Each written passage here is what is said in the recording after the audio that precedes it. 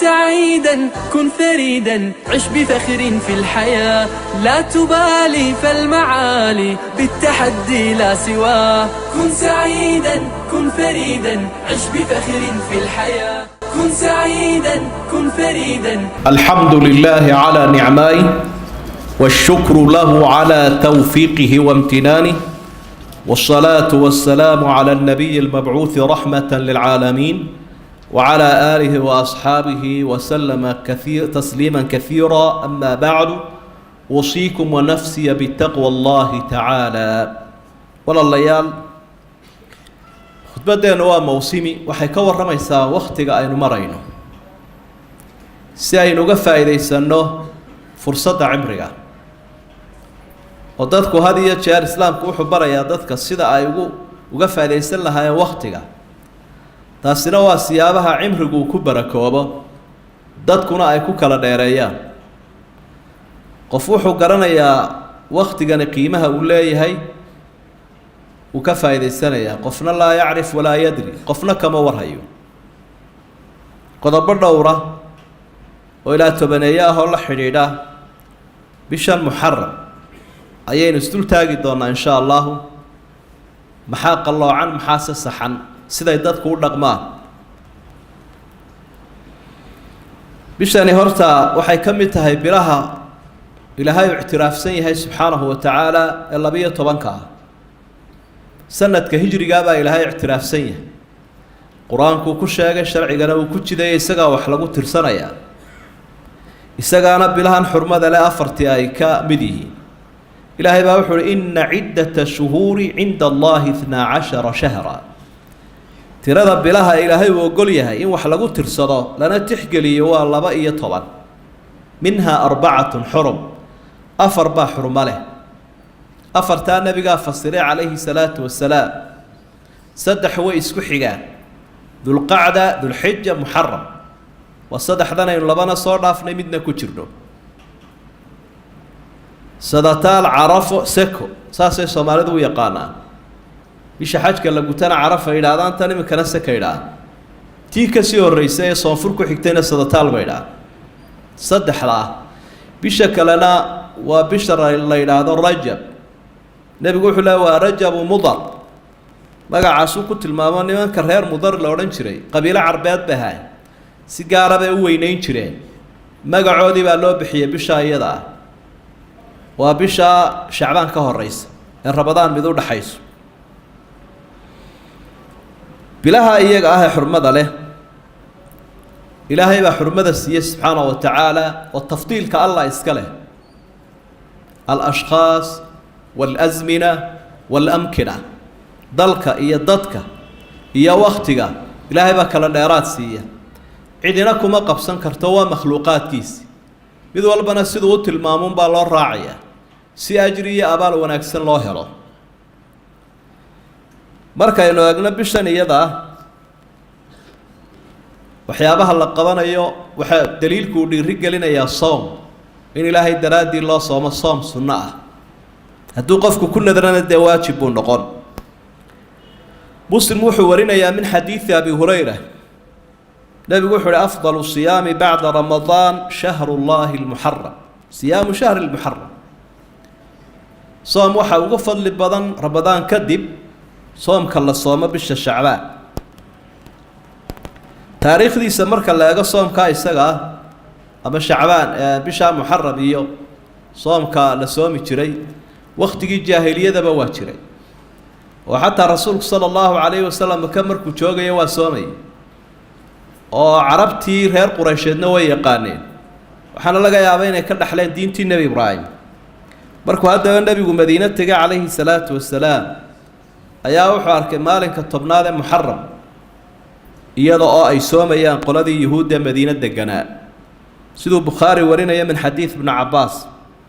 markii uu nabigu weydiiyay maalinkan ay soomayaan waa maxayna waxay ku yiraahdeen waa maalin wanaagsan oo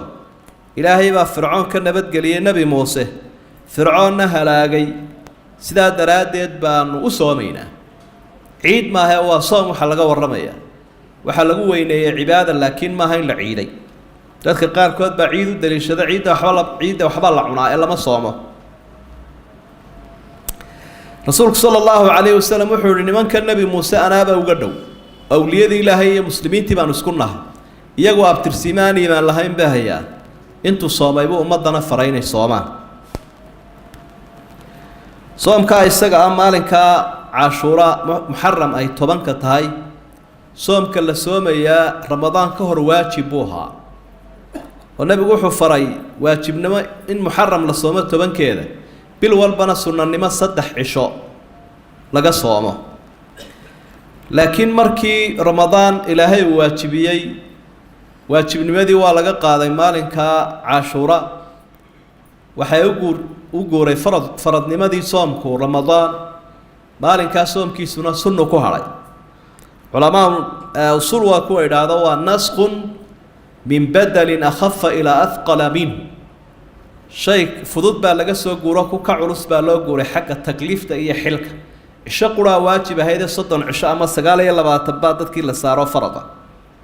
fadligeedaana badan nabigu calayhi salaatu wasalaam markuu ka warramayay fadliga maalinkan uu leeyahay waxa uu siyaamu yawmi ashura ahtasibu ala allah an yukaffira as-sanata allati qabla hadithki muslim maalinka ashura soomkiisa aan soomayo ilaahay waxaan kaga sugayaan kaga rajaynayaa inuu iga dhaafo dambigii iga dhacay sanadkii hore ee la soo dhaafay carafana waxa uu nabigu wuxuu ilaahay ku dhaafayaa sanadkii hore iyo sanad soo socda labadaa dambigooda alla ku dhaafaya saasaan ilaahay ka rajaynaya abu nabigu calayhi salaatu wasalaam xadiid kale oo bukhaari ku sugan ibn cabbaas warinayo waxa uu yiri ما رأيت رسول الله صلى الله عليه وسلم يتحرى صيام يوم فضله على غيره إلا هذا اليوم يوم عاشوراء وإلا هذا الشهر يعني رمضان waxaan arkay buu bisha nabigu aad ugu dadaali jiray ama soomku aad ugu dadaali jiray wuxuu ahaa wax kastaba uu ka badin jiray soomkiisa maalinka cashuura bisha muharram 10 ka tahay iyo ramadaan labadaas ku dadaali jiray waxa sunna ah maalinka sagaalaad in isagana la raaciyo oo la soomo ibn Abbas waxa uu leeyahay radiyallahu anhu markii uu nabigu faray calayhi salaatu wasalaam asxaabtu inay cashuura soomaan ayaa waxay ku yiraahdeen yuhuuda sooma maalinka isaga ah oo weyneeyo markaasuu nabigu yiri hadii aan noolaado sanadka soo socda waxa aan isku dari doonaa ka sagaalaad baan soomi doonaa la asuumanna taasi haddaan sii baaqi ahaado adduunka aan sii joogo ilaa qofku waa geeri u jooge waxaan soomi doonaa maalinka taasuuca ee sagaal ay tahay bisha muharram nabigu ma gaarin calayhi salaatu wasalaam ee adduunku ka tagay maadaama uu niyooday culimadu waxa ay leeyihiin waa in la soomaa maalinka sagaalaadna marka 3 martabadood buu leeyahay sida loo soomayaa in maalinka tobnaad keligii la soomo ta u fadli badan oo in 9 iyo 10 la isku daro iyo ta ku xigto 3 cisho in la isku daro 9 10 11 iyo ta saddexaad oo maalinka tobnaad keligii in la soomo 3 martabadood buu leeyahay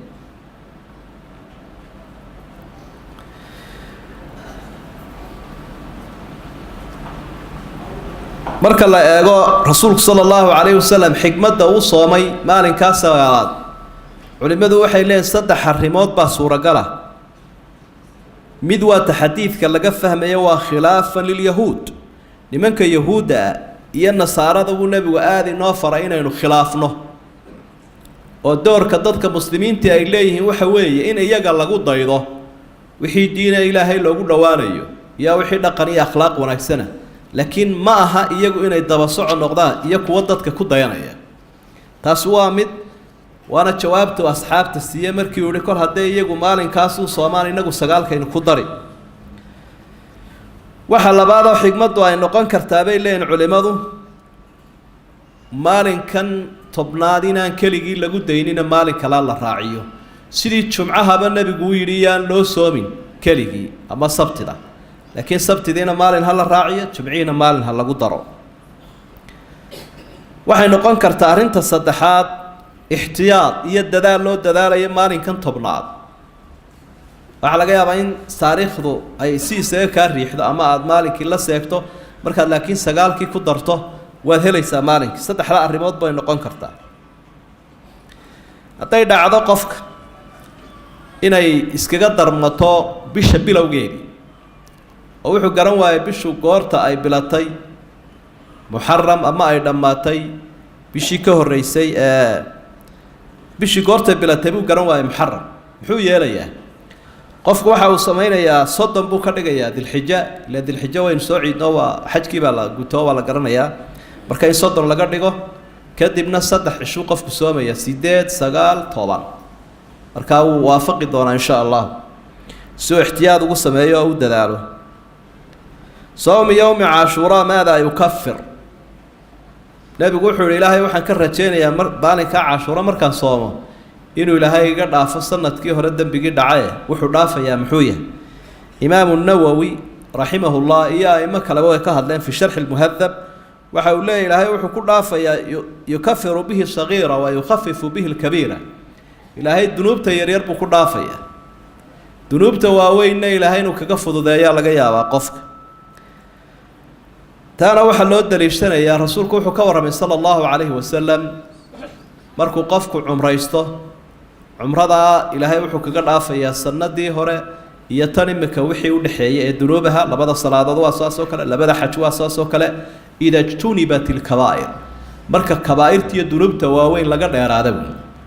halka waxa laga fahmayaa iyadu toobad inay u baahan tahay dambigii weynaa ee qofku galay dunuubta dadku ay kala galaan ee nafta leh ee maalka leh ee sharafta leh ee qaarkeenba qaarka kale uu ka galayo dhammaanteed kulluha kabaa'ir waxa weeye waa dambiye waaweyn ee saqiiro iyo kabiiro ma kale la dambiga dadku kala galaya saa daraadeed iyadu toobad bay u baahan tahay ilaahayna waxa uu kaga fudaydinayaa amaladan saalixa ah ee qofku uu la imanayo saa daraadeed dadku waa inaanay ku kadsoomin dadka qaarkood baa aniga waxaba igu filanba labadan maalmood soomkooda la yiri sanadii hore lagu dhaafaya iyo ku soo socda markaas ay iska fudaydsadaan cibaadooyinkii kale ay sameyn lahaayeen marka arintaana waxa culimadu xusayaan li alla yaqtarra an-nas bi siyami hadhihi al-ayyam soom yawm ashura waxa culimadu ka hadlaan qofku ma soomi kara hadii lagu leeyahay qallihi ramadaan ama soom qallaha lagaga yeeshay nadaru galay ama kafaara gud soomamkii caynkaas ahaa waajibka hadii qofka lagu leeyahay ma soomi kara saddex qowl bay leeyihiin culimada qaar kamid ah waxay leeyihiin soomkaas kama ansaxayo mar hadii fara lagu leeyahay deyn baa lagu haystaa adiguna sadaqooyin baad bixinaysaa horta deynta waajib ay iska bixi deynta iyo dardaarankii arrimahan horta iska khaaraji sunnayaasha kale inta aan u gudbin qayb kamid ah culimada waxa ay leeyihiin waa karaaha say u badan yihiin waa karaaha laakiin wuu ka ansaxayaa soomkii sunnaha marka hadii faral lagu leeyahay faralka waajiba nabiguna wuxuu calayhi salaatu wasalaam fadaynullahi ahq wa an yuqda deynta ilaahay baa ku haboon in iska bixiyo wax walba ka haboon oo laga horeysiinaya qayb kamid ah culimadana waxay yiraahdaan ya juuz wuu soomi karaa qofku soomka sunnaha iyada oo faralkiina waqti u hayo uu gudan doono insha Allah sidaa daraadeed qofka muuminka waxa uu haboon inuu dumadiisa safeeyo deynta ilaahay u degdego inuu iska bixiyo faradka uu soo qaleeyo inta wuxuu si raacin lahayn bid'un wa mukhalafat shar'iyya fi yawm ashura bid'ooyin casrigan iyo horeba u soo jiray oo dadka qaarkood ay sameeyaan maalmahan waxa kamid ah bid'atu الشيعة الروافض لمن كان شيعة الله إلى هذا بدعادوده تسار كيسان هذا إعلام كالله سعوتا أيامهم بوقا أي شيعة السمايان يو بدعوين كوده يدبك أيو كيسان يا نفتوده يا مال كوده يا دد كوده ووحدي الآن وحل أقول وحل الله برارنا يا حسين ابن علي رضي الله عنهم جميعا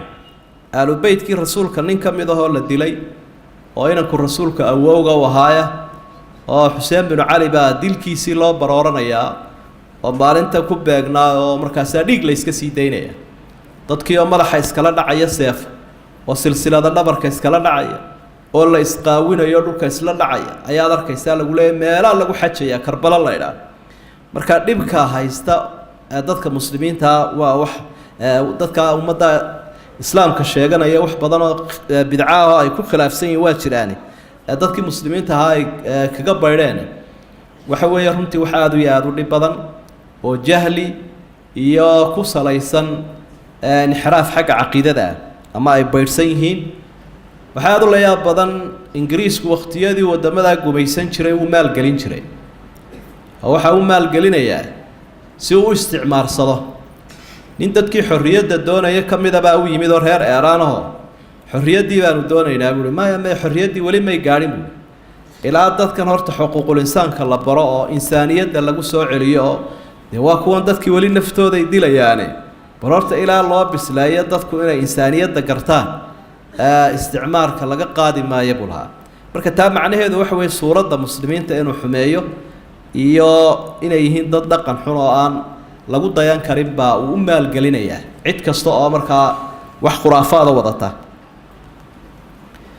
waxa ay sameeyaan waxa aad u la yaab badan weeye hadda kaba waramayne taasi waa mid ay tahay qofka muslimka inuu aamino wax diin inaanu ahayn diin la'aan uu yahay waqtiga ay soo bilaabantayna ay aad uga digeen culimada muslimiin wakadalik bidcatu nawaasi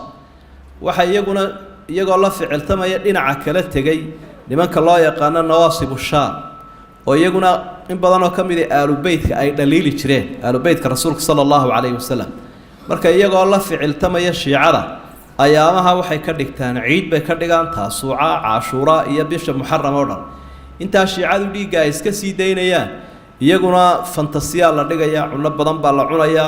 sidii ciida dhar qurux badan la xidhanaya iyaga lagu xumeynay xagga kala la tagaya taasina la asla laha fi shariica diinta iyaduna waxa asala kuma laha in sida loo ciido oo loo dabaal dego dareenka noocaas la sameeyo laakiin inta aynu soo xusnay ku sugan sharciga quraan iyo xadiidba waa inta uu nabigu noo jideeyay calayhi salaatu wasalaam in ilaahay loo cibaadaysto ayaamahana la weyneeyo sida aynu soo xusnayna loo soomo sidaasay qabaan culimada muslimiinta iyo ahlu sunna wal jamaa sidaynu aaminayeen ku talagalaynaana ilaahayna ajri laga helayaana waa sidaas weeye اللهم أرنا الحق حقا وارزقنا اتباعه